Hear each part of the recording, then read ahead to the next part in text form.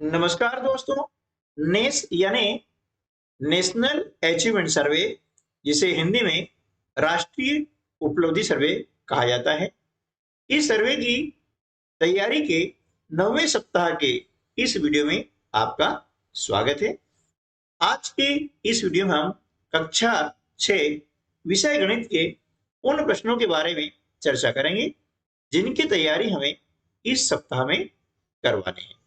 तो आइए शुरू करते हैं हम आज का वीडियो।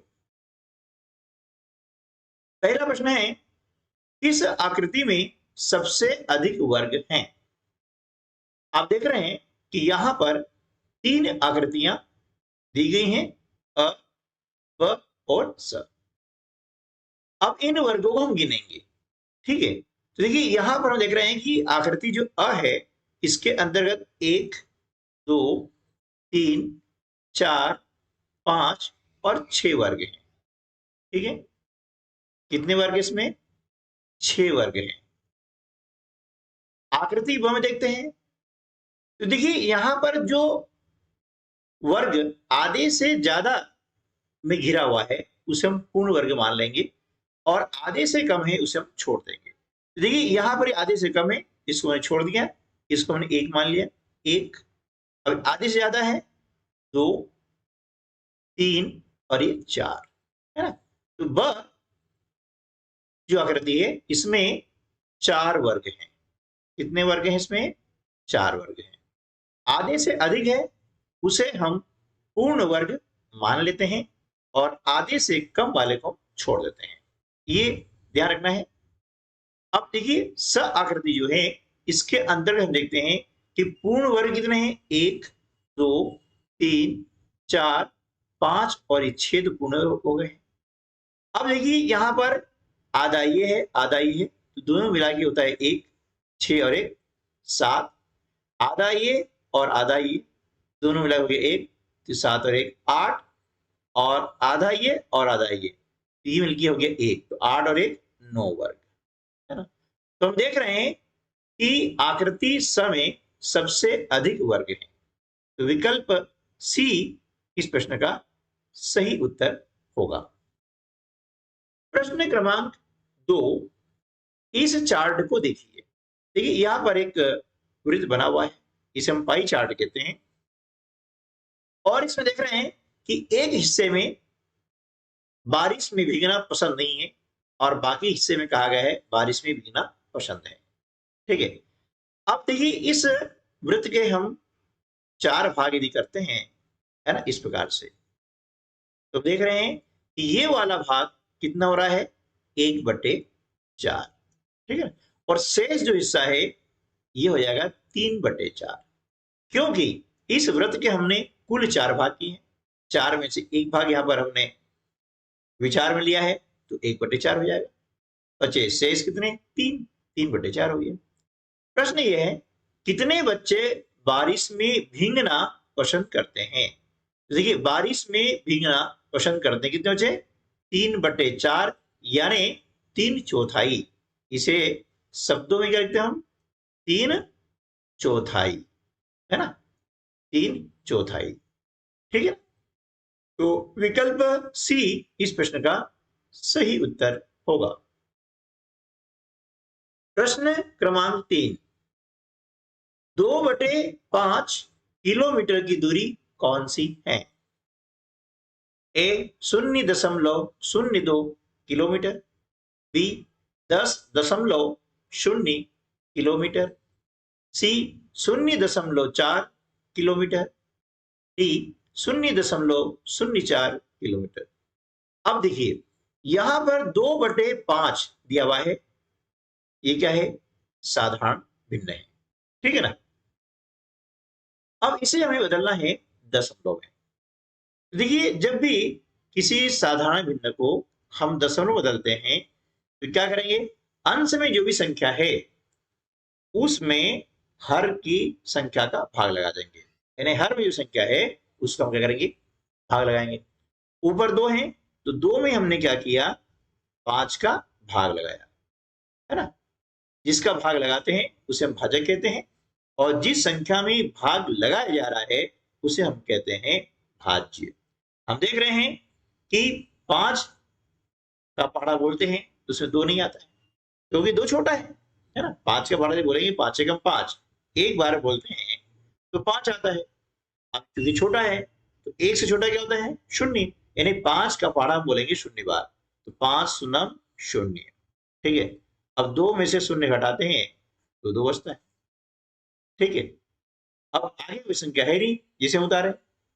जब आगे कोई संख्या नहीं है, ऐसी स्थिति में हम यहाँ पर दशमलव लगाते हैं, और जैसे ही हमने दशमलव लगाया तो हम यहाँ पर एक शून्य उतार सकते हैं, लिख सकते हैं। ठीक है, अब कितना हो गया? 20 हो गया।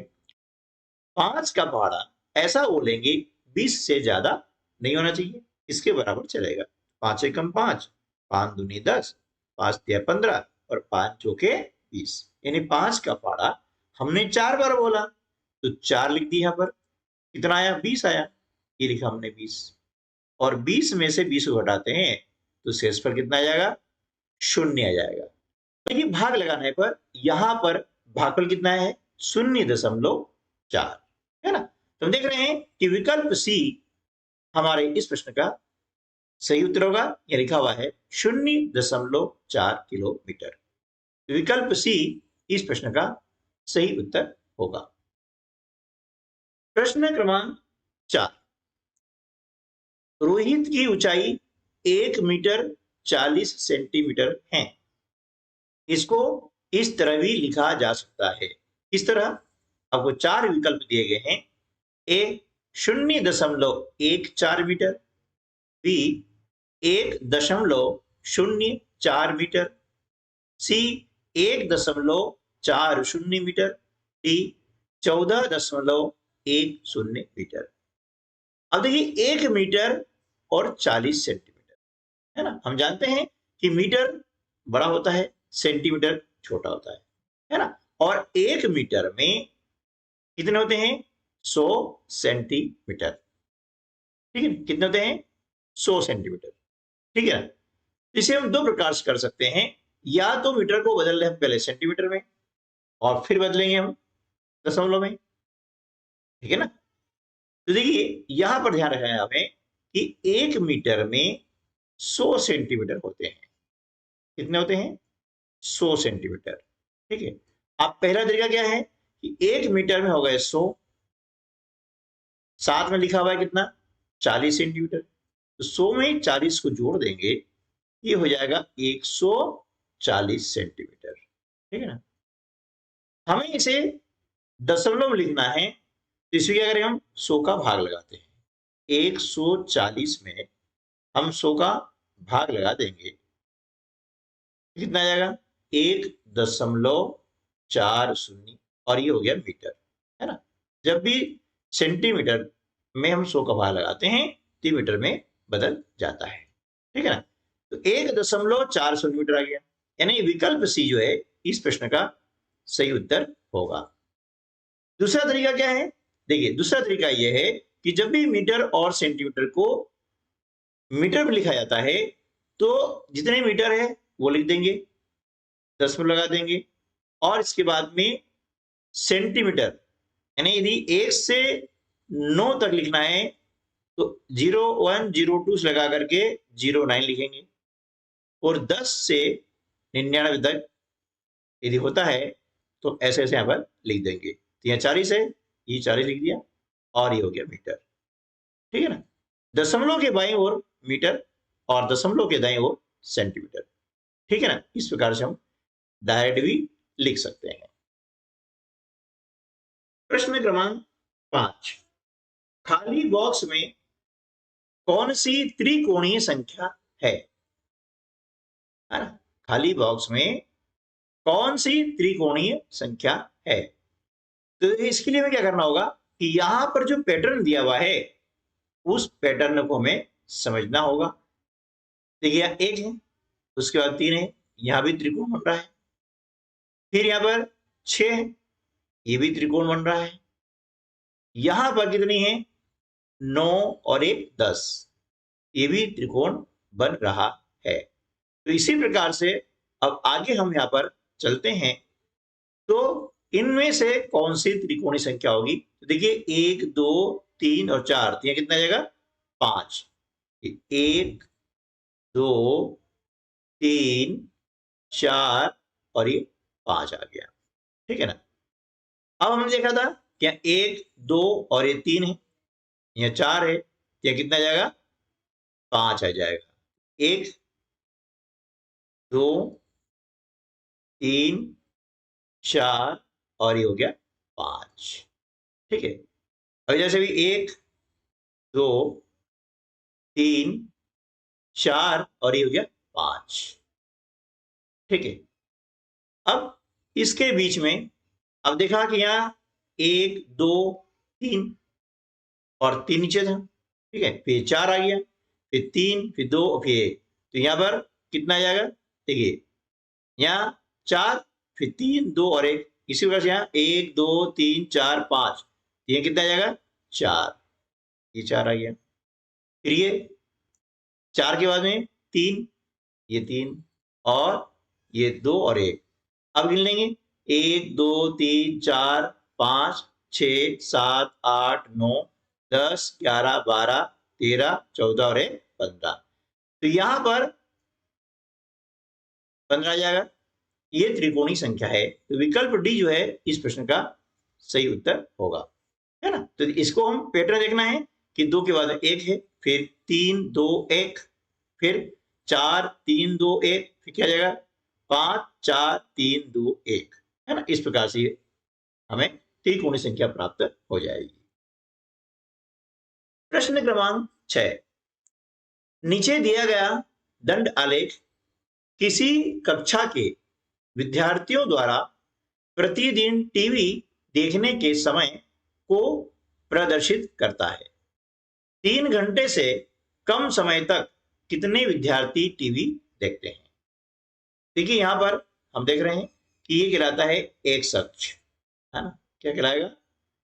एक्स अक्ष कहलाता है, और ये होता है वाई अक्ष, यानी ऊर्ध्वाधर जो लाइन खींची गई है इसके अंतर्गत है विद्यार्थियों की संख्या, और जो हॉरिजॉन्टली लाइन खींची गई है ना, इसमें प्रतिदिन टीवी देखने का समय घंटे में। हमें देखना है कि 3 घंटे से कम समय तक कितने विद्यार्थी टीवी देखते हैं। अब देखिए 3 घंटे से कम समय, ये 3 घंटा है, इससे कम समय होता है 2 घंटा और 1 घंटा। 1 घंटा टीवी देखने वाले कितने हैं? 9, और 2 घंटा टीवी देखने वाले हैं 13। इन दोनों को हम जोड़ देंगे तो 13 और 9 कितना होता है? 22, ठीक है ना। तो 3 घंटे से कम समय तक टीवी देखने वाले विद्यार्थियों की संख्या हो जाएगी 22, इसलिए विकल्प ए जो है इस प्रश्न का सही उत्तर होगा। प्रश्न क्रमांक 7, रमन के घर से स्कूल की दूरी 1 किलोमीटर 375 मीटर है। प्रत्येक दिन यह दूरी 2 बार तय की जाती है।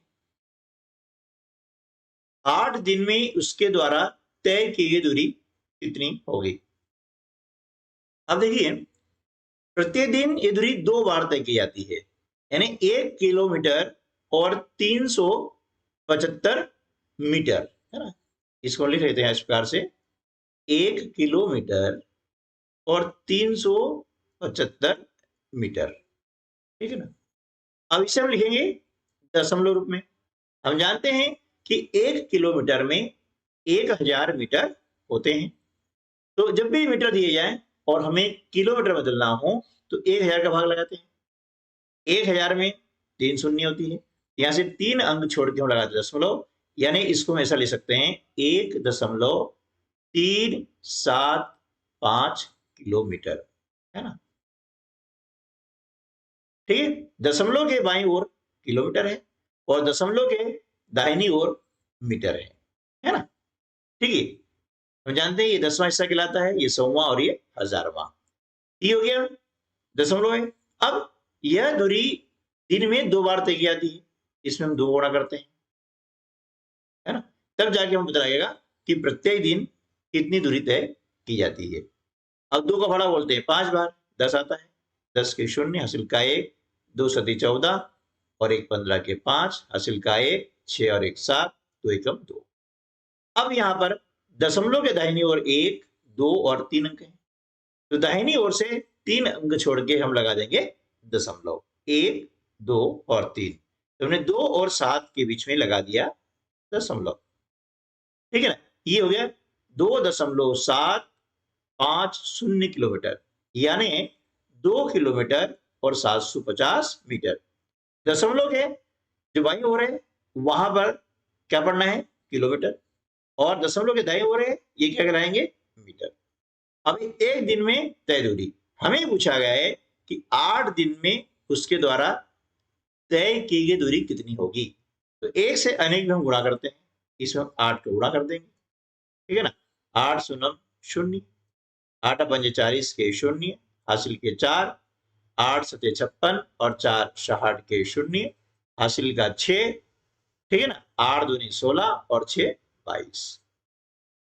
अब यहाँ दशमलव के दाहिनी ओर 1, 2 और 3 अंक है। तुम दाहिनी ओर से 3 अंक छोड़ के दशमलव लगा देंगे, 1, 2 और 3।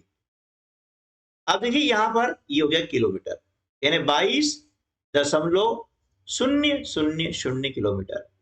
अब देखिए यहां पर केवल 0 है, इसे हम लिख सकते हैं 22 किलोमीटर, क्योंकि बाकी शून्य का कोई महत्व नहीं है।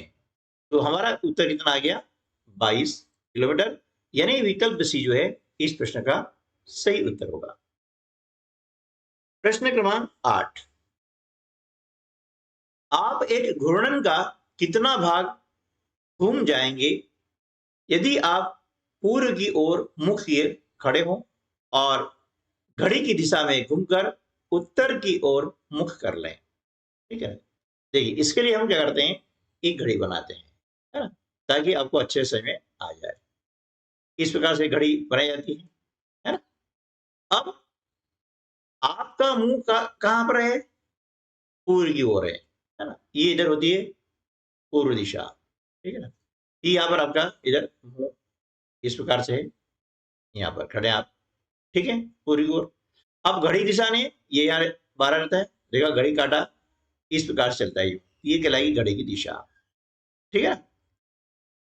अब घड़ी की दिशा में घूमकर उत्तर की ओर कर लें, कितना, एक घूर्णन का कितना भाग घूम जाएंगे यदि आप पूरी की ओर मुख किए खड़े हों और घड़ी की दिशा में घूमकर उत्तर की ओर मुख कर रहे हैं। देखिए ये पूर्व हो गया, इधर होता है पश्चिम, ऊपर जाएगा उत्तर और नीचे जाएगा दक्षिण।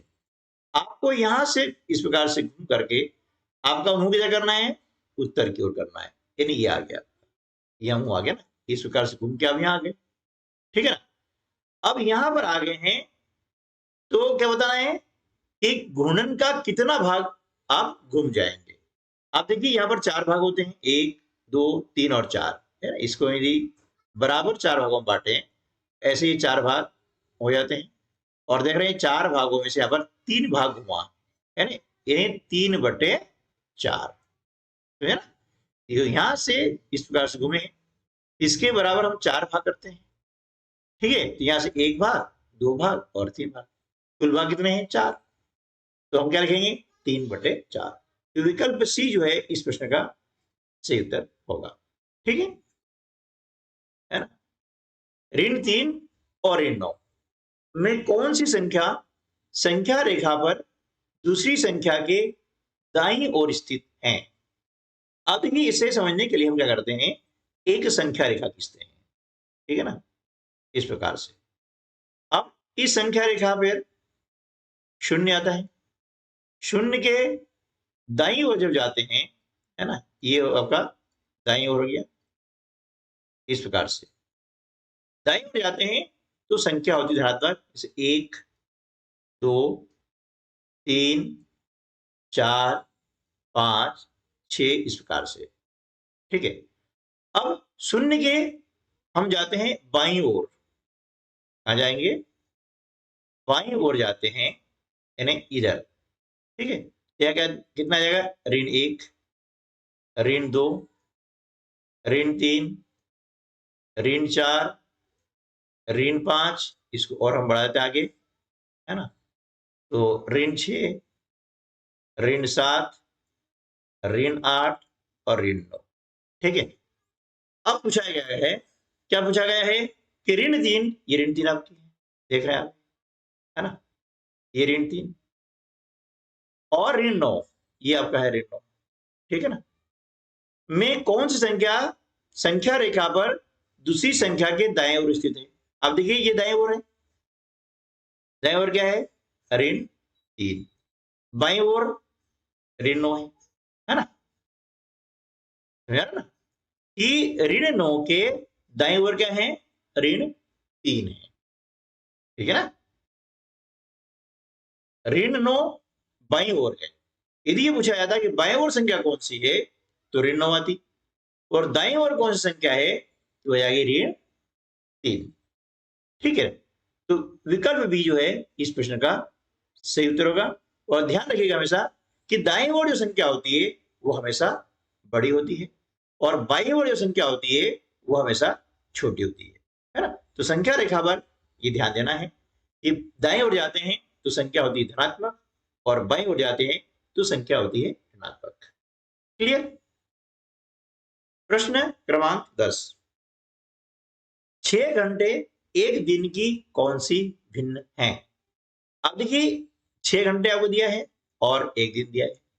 हम जानते हैं कि एक दिन में होते हैं 24 घंटे, है ना, याद होना चाहिए 24 घंटे का होता है एक दिन। ठीक है, क्योंकि दोनों राशियां होना चाहिए समान। तो अब 6 घंटे एक दिन की कौन सी भिन्न है, तो 6 घंटे लिखा ऊपर बटे एक दिन, तो एक दिन में होते हैं 24 घंटे, ये हम लिखा है पर 24। आप इसको काटेंगे, हम देख रहे दोनों संख्या 6 से कट रही है, इन्हें दोनों संख्या में 6 का भाग जा रहा है, तो 6 कम 6 और 6 चौके 24, यानी इसका मान कितना जाएगा 1/4। अब चूंकि यहां पर 6/24 लिखा हुआ है तो विकल्प हमारा डी इस प्रश्न का सही उत्तर हो जाएगा। और यदि 6/24 न लिखें 1/4 भी आता है तब भी आपको विकल्प देकर के सही विकल्प का चयन करना है कि दोनों स्थिति आ सकती है, 6/24 आ सकता है और 1/4 भी यहाँ पर आ सकता है। ठीक है ना, तो आज की वीडियो में बस इतना ही, मिलते हैं अगले वीडियो में, तब तक के लिए नमस्कार, जय हिंद।